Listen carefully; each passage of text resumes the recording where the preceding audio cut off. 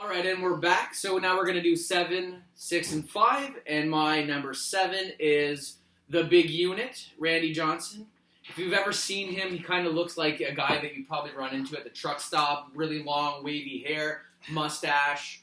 Honestly, probably one of my favorite pitchers, being a lefty myself. Was always my favorite. I think I liked him in Seattle the most, just because He played for a lot of teams. he did in the end. I would think him without his mustache, it affects him, for me at least, it affects him the most. I'd be like, who the hell is that guy? But yeah, he's my number 7. Rod Beck is my number 6, because if you look at the pictures, well, it's what I looked on Google, kind of looks like a mugshot. And if the theme is, if you noticed, a lot of the people with mustaches, almost all pitchers. So I'm thinking, since we started playing baseball, hair, big mustache. I think maybe next year for the Drunken pitchers. Sailors, we should, anybody that pitches, not me because I'm not good, I usually hit the side, but that's okay. That's a story for another time. We should all start growing mustaches. So Tuggy, if you're listening, start now, because I know you can't grow it. And number 5, Hal, I'm going to butcher his last name, Herboski. Looked like a serial killer. The mad Hungarian. I would be terrified having him holding a ball in his hand and throwing it towards me. You'll see the pictures. Pictures are going to pop up as we're doing this. He is now my number 5 solely because honestly he looks like he would kill someone. And like he said, his nickname was the Mad Hungarian, and he looked angry. I will say that he looked like an angry dude. So that leads perfectly into my number 7, because I had Al Hroboski as my number 7, the Mad Hungarian himself. Look at that segue. Didn't even plan it. And I have to admit, I did not know him before doing a little research into this. And I mean, once you see the picture, you have to. Oh Jesus! There's no way I you can't wait for it to pop up. I'm like, I don't even know why he's wearing a batting helmet in the picture. Why the hell would they let that guy bat? Not only does he have a terrifying, got the horseshoe mustache, he's got wild long hair, doesn't fit under a hat, under a batting helmet, doesn't fit anywhere. This is his appearance. The fact that they called him the Mad Hungarian, I mean, that's a baseball name, that's a baseball nickname, and he's a mean looking dude. Yeah, like it's giving me chills. It's like, damn, that's a scary picture. A funny story about him. Vern Rapp became the Cardinals manager, okay? And Al was doing his thing with his crazy hair, his mustache, and the Cardinals manager, he put in a grooming code. Now, everyone thinks that the Yankees are the only team that has a grooming code. Toronto Maple Leafs did one of Babcock. There was a lot of baseball teams that also had grooming codes. Like for your face and your hair and everything? Length of hair, mustaches, beards, whatever. They had policies in there so that baseball was more of a clean-shaven type of sport. So in 1977, he told the Mad Hungarian to cut his hair and shave his mustache. Did he end up in a river? He did it.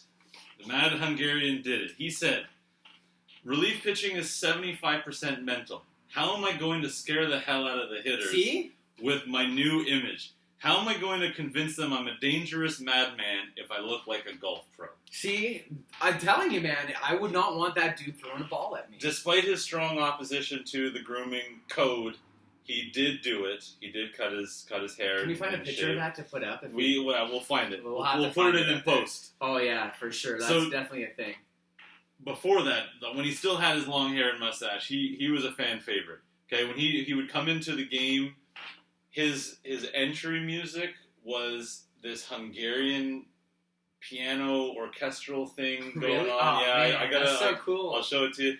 Like Enter Sandman. Who was that? Rivera? That was the Rivera. Yeah, I was gonna say that's a good one. So to face batters, he had this little routine, and it ended up being like probably why he got nicknamed the Mad Hungarian. He would stand with his back towards the batter, kind of like preparing himself. Okay. Rumor has it he talked to himself quite often when he was on the mound too, just to add a little bit of an edge. So he would turn his back, he would walk a little bit to second base, he would rub the ball like he was trying to rip the cover off, then he would slam it into his glove a few times, take a deep breath, turn around, get up onto the mound, and just like glare and mutter how and many chatter pitches, to how many himself. pitches he had?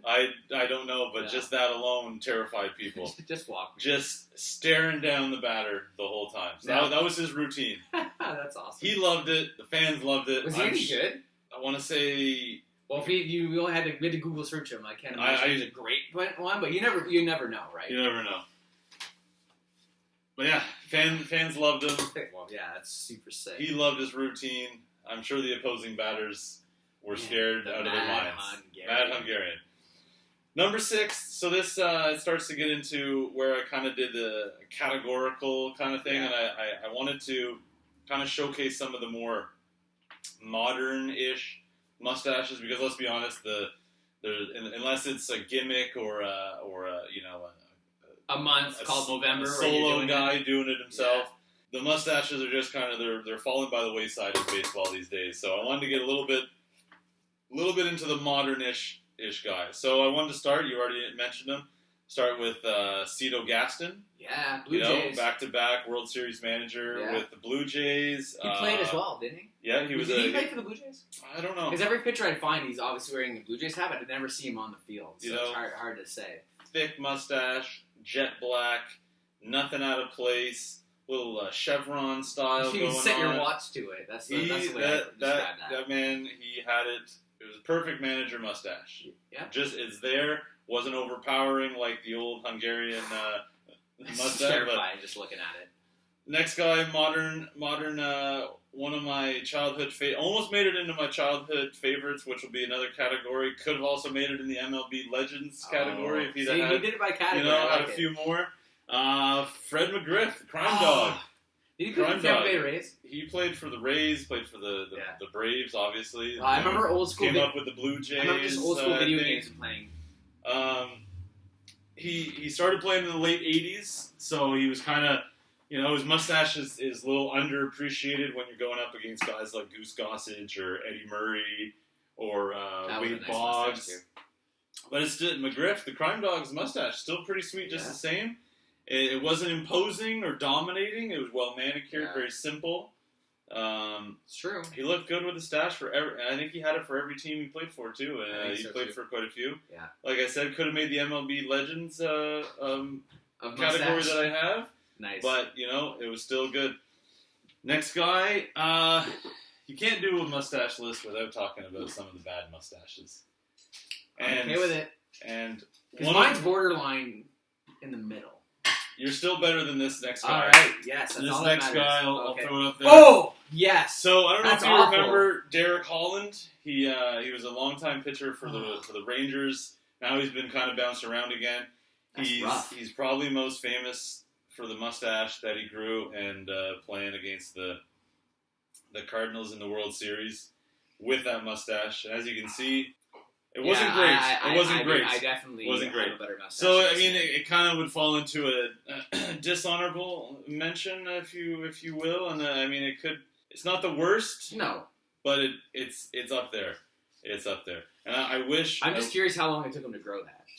It kind of turned into a joke. Did it? Actually, okay. Yeah. When he started to grow it, people started to make fun of him for that mustache, and then it kind of caught on. And he was a fan favorite. He had people in the stands wearing mustache cutouts that were equally as bad. Oh, nice. Bad as him.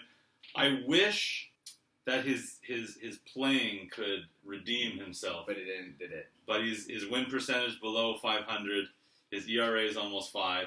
Nice. To make matters worse, for those who worse, don't watch baseball, big numbers in baseball is usually not good. To make matters worse, his nickname is the Dutch Oven. Okay, not a lot going for him. The mustache. Is he still in the MLB?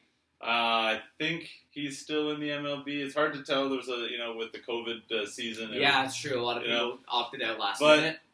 Anyway, his stash is patchy, glorified peach fuzz at best. It's thin. It doesn't really belong on anyone unless you're a 14-year-old growing your first mustache I was going to say 12. Dare. I think I have kids in my class that have a better mustache than this. It's pretty terrible. It's true. Going off the bad mustache, one of the best mustaches, and this guy... Is this your number 5? This is my number 1 in the modern era, number 6. Okay. Modern era guy. I think he's still playing. He might be kicking around the minors. From Canada. Ooh. Journeyman. He's played in a lot of teams. John Axford. Who the hell is that guy? So John Axford there's a few pictures you can scroll through them. He's done pretty much, I think I got 4 there if you want to scroll through them. Oh, those are not bad. It's a nice mustache. There's not much that he hasn't done. He's done the Fu Manchu, he's done the painter's brush, he's done the horseshoe, the handlebar, the beard, he's gone with the one that you're showing me right now. He's paid tribute to Rolly Fingers, doing a mustache. The guy has kind of done it all. Doesn't matter what team he's played for. He's pulled out a mustache. Clean shaven. I don't know when the last time he was clean shaven. Looking at the pictures, he's got mustaches of all sorts for every different team he's played for. That's good. Played for quite a few. Canadian boy. That's right. Rocking out the mustache. Hey, I rocked the Blue Jays with Cito Gaston. You're going with an actual person. Rocking out. That's good. That's okay. Going into my number 5, I went with my number 5 on the list is MLB Superstars. And that's something, a lot of people, when they get really, really good, you kind of overlook a few things. And some guys, when you talk about them, I find that they're legends. I put a bunch of legends, and you don't really notice that they have actually have mustaches. Badass mustaches as well. So there's a few legends. 70s and 80s by far had some of the best mustaches around. Yeah. We'll get into a lot of our lists have similar guys from the 70s, 80s. Yeah, for sure. And following in the 70s, there was an explosion of hair with the counterculture and just the Oakland A's mustaches. Best and team by far in the history of MLB mustaches. A's, and I think the Yankees have had their fair share of pretty nice mustaches. They had to because they couldn't grow beards. Oh, well, there you go. We'll get into that later. Oh, well. Mustaches, beards, afros, long hair, all of it. The players, it was so hard to look at the 70s and 80s and not see guys with hair just everywhere. Yeah. So there was a lot of great players, MLB legends that have also grown mustaches, and sometimes their stats overshadow their lovely whiskers. So we're going to get into a few. First guy, think about Mike Schmidt, third baseman for the Phillies. I'm not related. Schmidt, no, Smith, different name altogether. Damn. Well, probably, arguably, the best third baseman of all time. 500 plus home runs, Gold Gloves, multiple MVPs, World Series, and one finely groomed mustache. So finely groomed, he's got a T-shirt. No way. With his mustache. Oh, bon bang. That's nice. Other people that have that, I wish I had that. Rolly Fingers. So I mean, when you're on a shirt and another shirt of the same kind of style as Rolly Fingers, your mustache. That's a really cool shirt. Looking pretty good. Next guy, very underrated player in my opinion, Robin Yount. Big part of the Brewers teams of the '80s. Hit .414 in the '82 World Series in a losing effort, but still very successful. Holds most Brewer records offensively. The guy was just he was a machine.